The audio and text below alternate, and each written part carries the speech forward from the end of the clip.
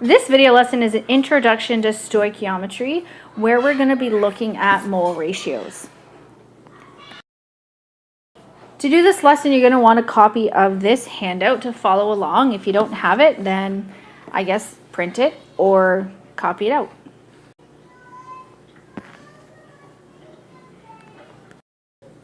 So stoichiometry, this is a type of chemistry where the calculations are involving the amounts of reactants and or products in a chemical reaction.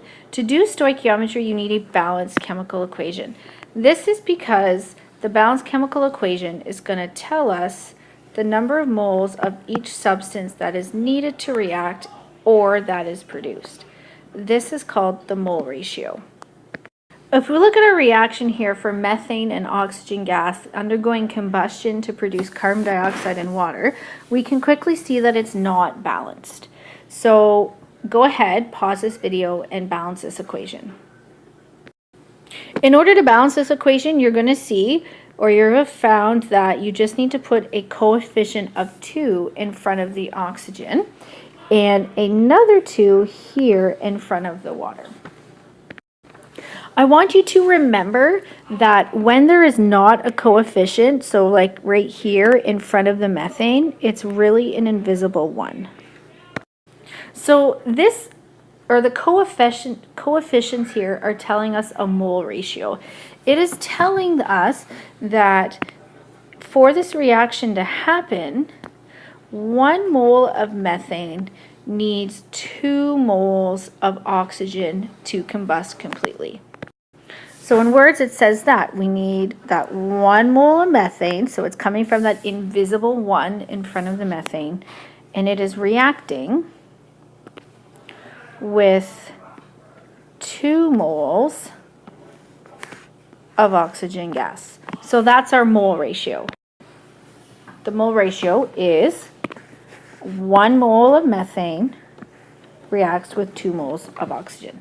So this is exactly the same as the mole ratios that we've looked at before, the ratios when we were looking at atoms to molecules, but this time we're looking at number of moles of one reactant to number of moles of the other reactant, or you could also do it for a reactant to a product. So if we look at our next question on our handout, it's asking us how many oxygen molecules are needed to completely use up 3 moles of methane. So to solve this problem, we have to look at the ratio between methane and oxygen. And we know from our balanced chemical equation that it is a 1 to 2. So we want to know what is going to happen if we have 3 moles of methane. How many oxygen moles are we going to need? So we're going to put an X in there, and then we're going to solve. I know that you guys are pretty capable of recognizing that to get from this 1 to this 3, you just have to times it by 3. So then all you would have to do is take this 2 and multiply by 3, and you would get x equals 6. So that works when you have whole numbers, but it doesn't always work this way. So I need to show you a different way of solving this. It's quite simple. All you do is take these 2 numbers, x and a 2, you're going to turn them into a fraction and flip it upside down. So that means you're going to have x divided by 2 is going to equal these 2 numbers turned into a fraction and flipped upside down. So 3 divided by 1. And now we solve for x. So it's pretty easy to recognize that when you have a 3 divided by 1, you can ignore that 1.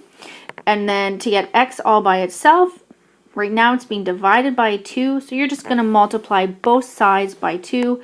So we're going to get x equals 3 times 2, and x equals 6.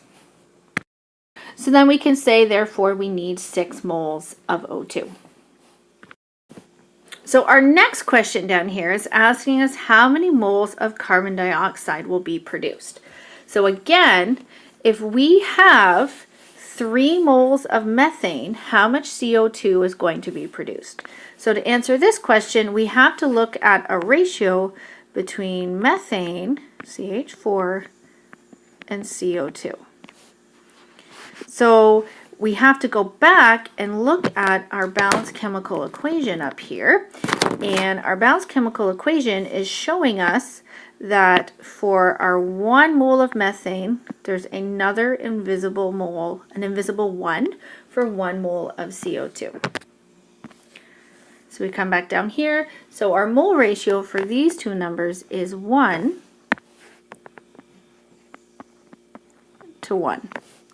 So this one's really easy. If we have 3 moles of methane, we're going to have X moles of carbon dioxide, and because it's a 1-to-1, we don't have to do any math, and we can say X equals 3, and we can say therefore there'll be 3 moles of carbon dioxide produced. So now I want you to try our next example on this page, and again, we have a balanced chemical equation, but we need to balance it first. So before you get started, pause this video and balance. So we balance this up here. We have 2 moles of silver nitrate plus 1 mole of magnesium bromide reacts to produce, that's what the arrow means, 2 moles of silver bromide and 1 mole of magnesium nitrate. So remember that this means an invisible 1. And this one here also means there's an invisible 1. Proper form is that we do not write the 1 in a balanced chemical equation, but I just want you to recognize that that is there. So our first question is asking us how many moles of magnesium nitrate are produced from 6 moles of silver nitrate. So space is a little tight, but we can answer it. I'm just going to zoom in a bit so it's a little easier for me to write in here. So we're looking at magnesium nitrate and silver nitrate. So silver nitrate, AgNO3, in a ratio to magnesium nitrate, MgNO3, looking at our balanced chemical equation, there was 2 moles of the silver nitrate, and it's in a ratio, and there was an invisible 1 in front of the magnesium nitrate. So if we have 6 moles of silver nitrate, we want to know how many moles of magnesium nitrate we're going to have. So again, set it up exactly like I told you.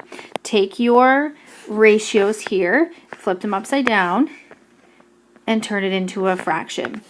So we're going to have 6 over 2 is going to equal X over 1. So that's really easy. All we have to do is ignore that 1 and do some math, and we get X equals 3. And we'll finish with our therefore. Therefore, 3 moles of magnesium nitrate is produced. Our last example in here is asking how many moles of magnesium bromide is needed to completely use up all 4 moles of silver nitrate. So we are looking at a ratio of magnesium bromide and silver nitrate. So silver nitrate in a ratio with magnesium bromide, getting the coefficients from the balanced chemical equation. That's not what I wanted.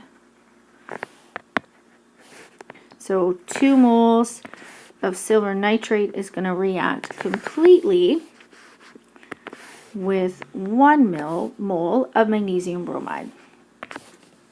If we have 4 moles of silver nitrate, we want to know how many moles of magnesium bromide we can get.